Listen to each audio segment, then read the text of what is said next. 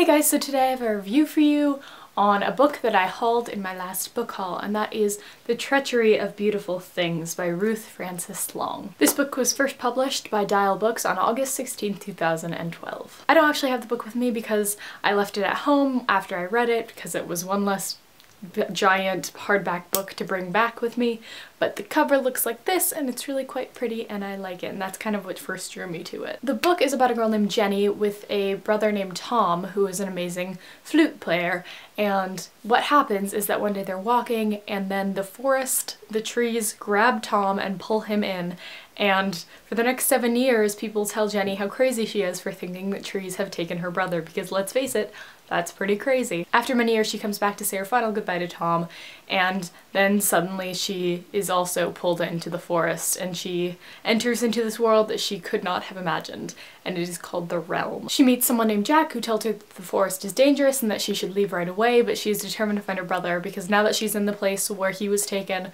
it is her final opportunity to find him and bring him back to the family who's basically ignored Jenny for the last 7 years because they wish it had been her that was taken. So that's kind of where the plot takes off.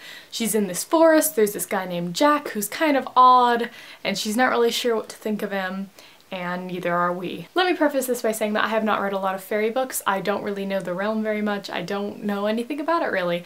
I do want to read more now because I did quite like this and I like the concept of it, so recommend some in the comments for me please. I know the Iron King series is supposed to be quite good. The one thing I do really appreciate about this book is that it's very old-fashioned. It's very fairy tale to the core. I think ultimately it is about the mystery and the imagination, and I love the imaginative nature of this book. I think Long does an amazing job of making you feel like you've just fallen into a fairy tale. While it is contemporary, technically it doesn't feel super contemporary. I find that some modern fairy tales like to, you know, have the character take out their cell phone and have this contrast between the fairy tale and the real world, and I don't really feel like Long had to try with that. It was just natural for her. I did find a couple reviews that said that it was hard to keep up with. I personally didn't have a huge problem keeping up with the narrative.